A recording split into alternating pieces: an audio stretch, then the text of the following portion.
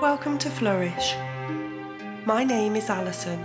I'm a qualified hypnotherapist, mindfulness teacher, and medical doctor. Tonight, as we settle down to sleep, you are going to listen to the story of the giant who laid the path of the Causeway, found in County Antrim, Northern Ireland. A place steeped in legend and myth, with stories that are as beautiful as its plethora of hexagonal basalt columns. With over 40,000 of these geographic decorations to see, that formed over 50 million years ago and arose from tectonic plate activity in the region that caused volcanic hot lava to spill out into the ocean.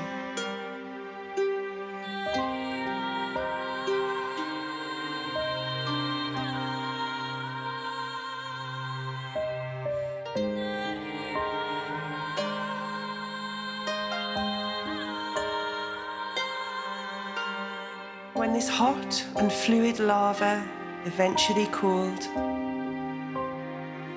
the incredible interlocking honeycomb columns that make up the Giant's Causeway coastline emerged.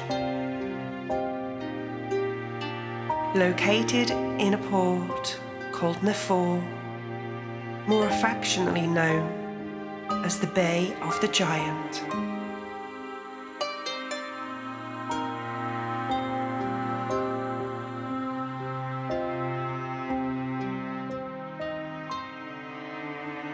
So take a moment now to settle down,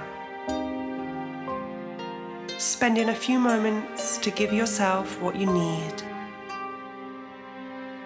Taking anything such as blankets, hot water bottles, that help you feel snuggled, safe and warm as you prepare for sleep.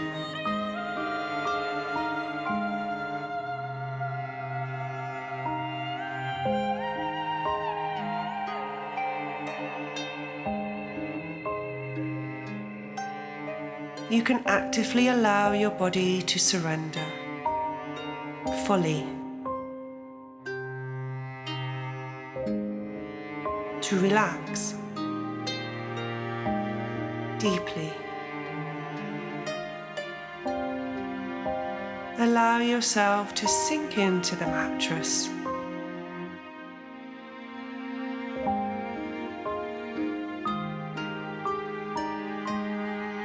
Turn off the lights.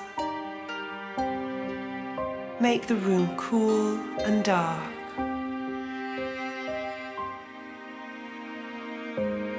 Actively allow your muscles to relax, to soften, becoming free of all tensions.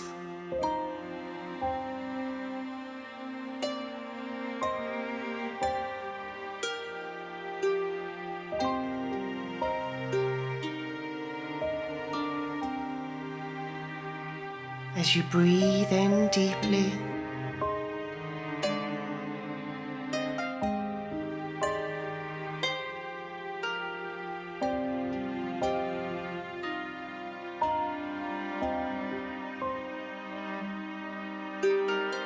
there is nothing that you need to do right now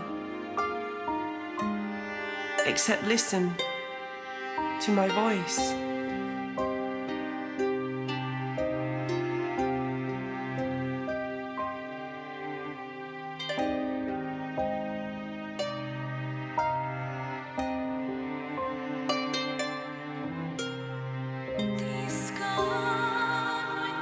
Allowing your body to melt into the mattress, to fully surrender.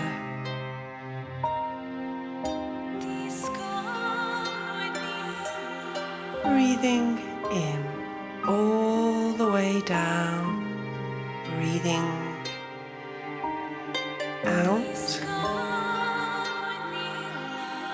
deeply breathing in, out, in, out, breathing in, out,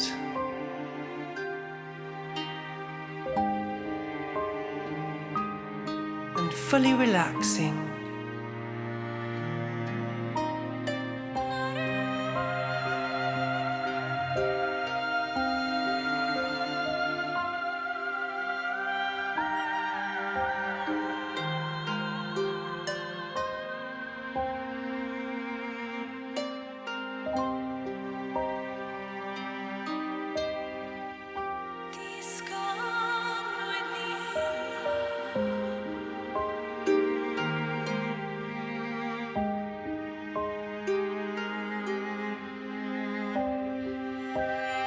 Breathing in,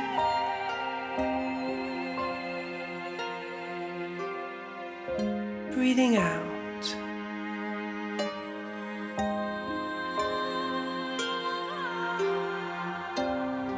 Soon your eyes will close. Wish to close down. Close tightly. In your own time. Eyelids heavy. Eyelids droopy. Eyes completely shut.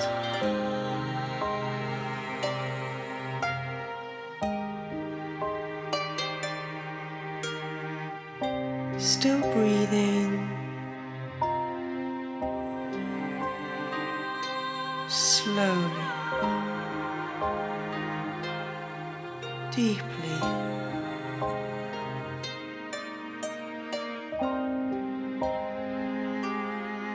In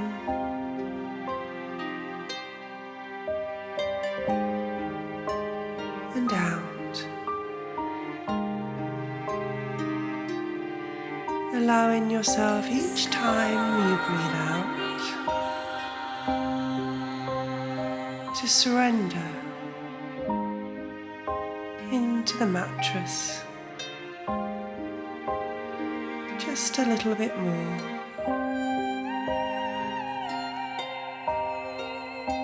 Sinking right down. And so, if you're ready, we will begin.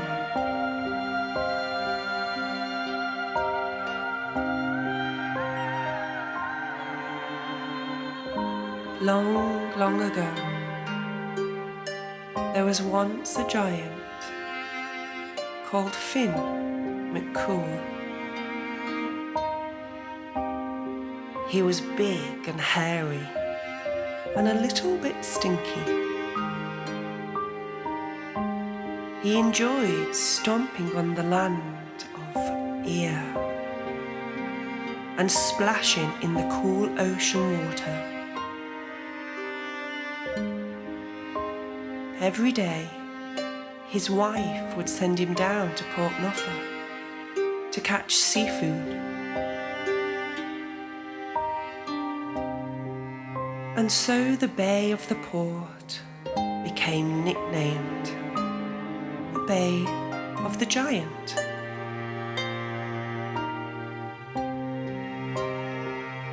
As it was so frequented by McCool.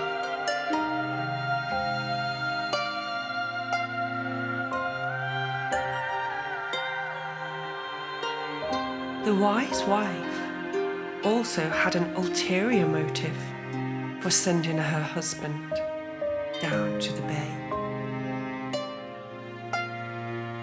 The giant would regularly bathe and douse himself in ocean waters after fishing, before bringing his catch home.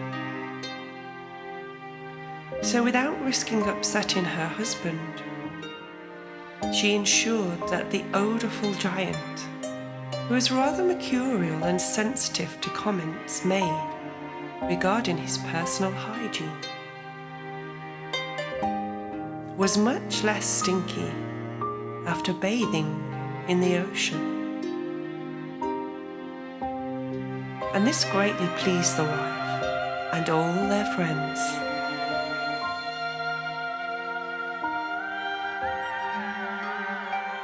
One day, whilst the giant was bumbling along the land at the shore's edge and enjoying the warmth of the sunshine offered by the early morning spring day, something happened that changed the shape of the very land upon which the giant and his wife lived.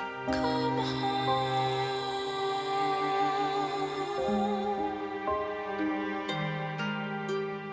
Come home.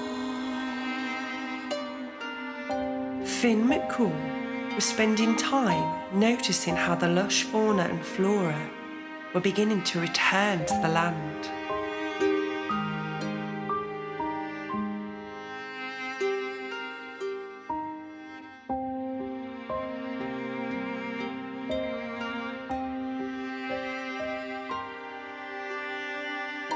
How green shoots, buds and early spring blossoms were beginning to reveal themselves. Leaves unfurling slowly as the white blanket of winter melted back into the air, watering the sleeping seeds that were beginning to awake, nurturing them in the depths of the earth. Soon these seeds would pop up, raising their heads to the sunshine to become seedlings.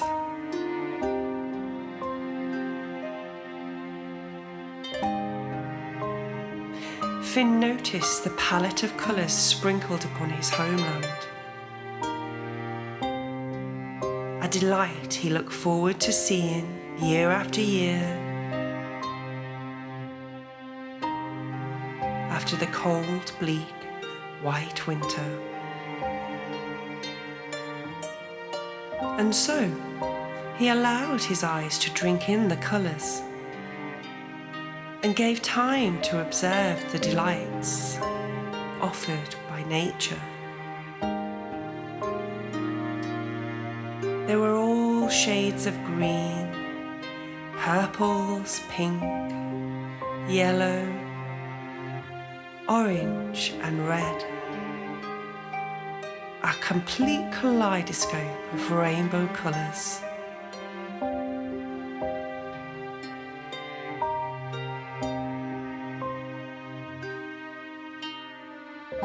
He could smell the aromatic scent of the flowers, fragrance that was carried in the gentle sea breeze.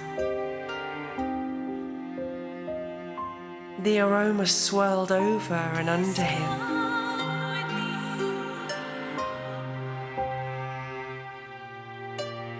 up into his nostrils. Finn breathed deeply, taking in the scent of the flowers, and noticed how it mixed in the salty sea air.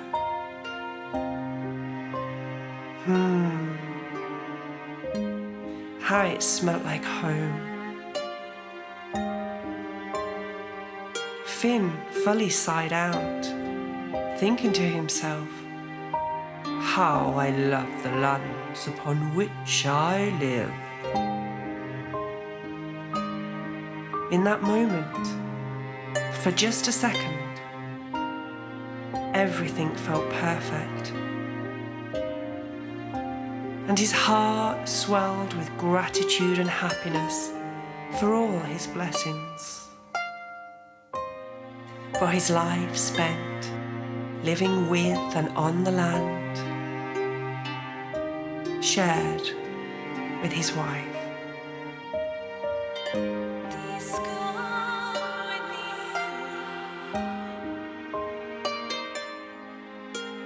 As Finn's enormous arms stretched outwards and upwards, reaching towards the sky, his eyes drifted out over the vast blue ocean. Waves from the seashore lapped over his boots,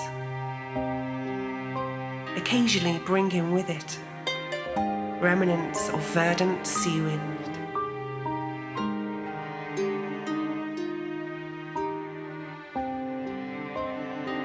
Witnessing the sunshine dancing on the sea itself, Finn pondered how wonderful nature was, simply filled with magical moments such as this. And he considered how easily magic could pass by unnoticed if one forgot to look and see, if one failed to remember to turn on the light and really see.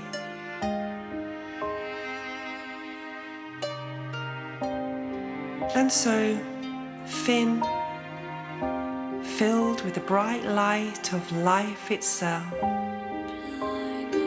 slipped into the water's edge, full of enjoyment and contentment as he began to fish for his wife. He really enjoyed the ritual of bringing his gentle wife a daily provision of fresh fish from the ocean, and how she always seemed so pleased to see him again after he returned from the bay. It must be because she so loved fish, he thought to himself. As the giant frolicked in the sea, looking for wrasse, cod, flounder, plaice, haddock, dogfish, or whatever fish the ocean was to offer him that day, he suddenly heard a familiar sound coming from afar.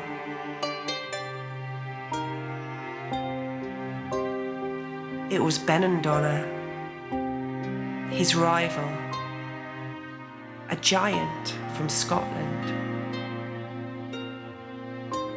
also known as the Red Man.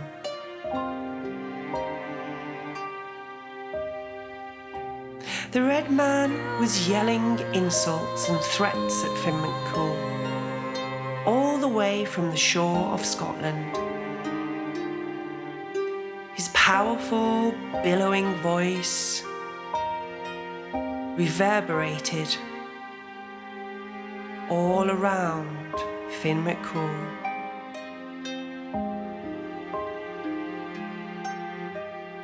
Now the Red Man often hurled insults and cross words at Finn, and so the two became long-time rivals from across the water.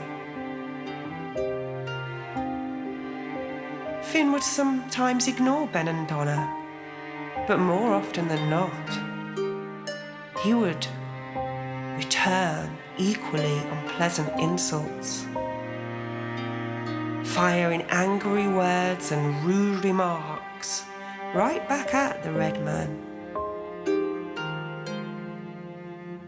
But on this day, it happened that before Finn's rivals sloped off, the Red Man went too far, so Finn thought, as he made threats to attack Finn's home, including his wife, Ona.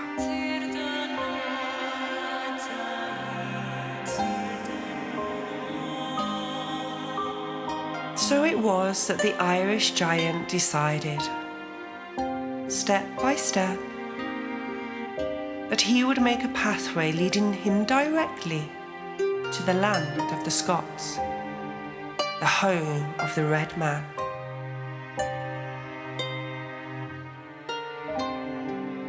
Finn decided he would attack and kill Benandonna in order to protect all that he held dear, and so that never again could the Scottish giant strike fear into the heart of Finn McCool.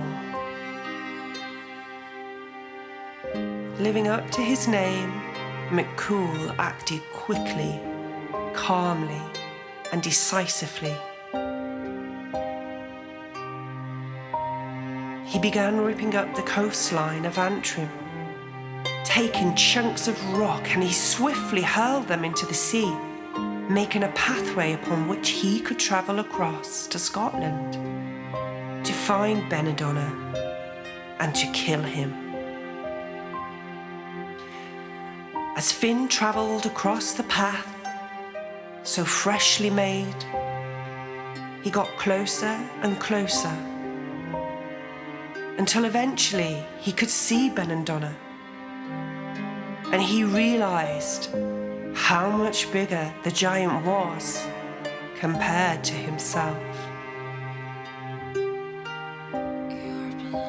Fearing that he would not be able to beat Benandonna, given his enormous size, Finn McCool turned and fled, rushing back home to his wife, travelling at speed upon the steps of the giant's causeway. As he landed on the shore, he turned and could see that Benandonna was fast approaching. The Scottish giant was lunging across the water at a speed that Finn feared would mean soon he would be upon him. His eyes widened in fear. His heart pounded in his chest. Terrified, he rushed back to the safety of his home.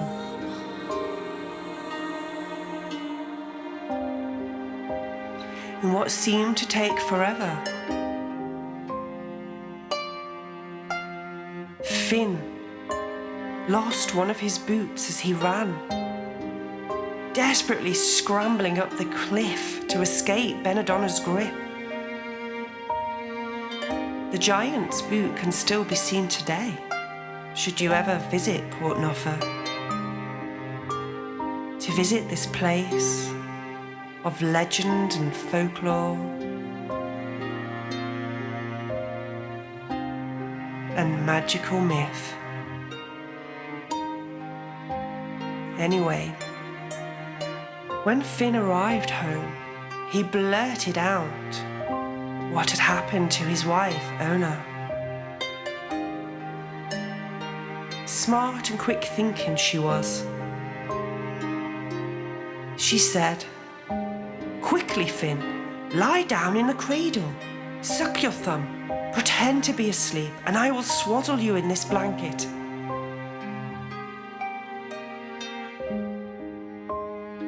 Thunderous stomping feet could be heard advancing towards the wooden cabin belonging to the giants Mr. and Mrs. McCool. The sound became almost deafening as Benandonna appeared. A malodorous stench spiraled out of the mouth of Benandonna as he panted, somewhat breathless. Calmly, Ona asked Benandonna to be quiet, telling him that the baby was sleeping. She offered him a seat and laid out some refreshments, saying he looked thirsty from his journey. And she told him soon her husband would be home.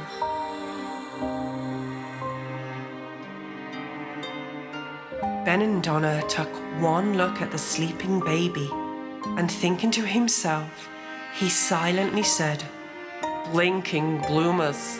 This baby is bombastically big. His dad must be enormous.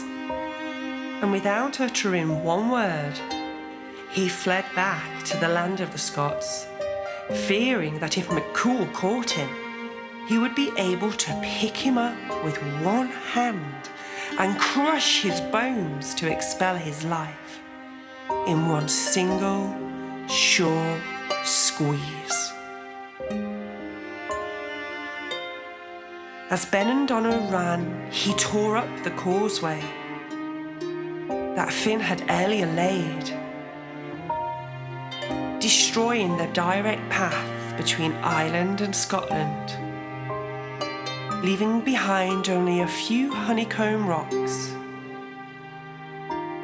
almost in the shape of a seat, which later the wife of Finn McCool, Ona, named the wishing chair,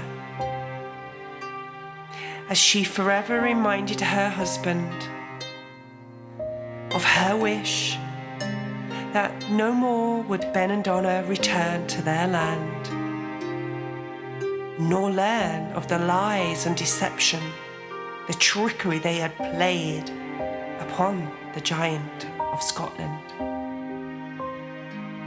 And luckily for the McCools, Ben and Donna, the Red Man, never again hurled insults from across the water for fear of antagonising the giant Finn McCool. And so the Scottish giant continued to believe that Finn McCool was the giant of all giants, and Ireland was safe once more for a while longer.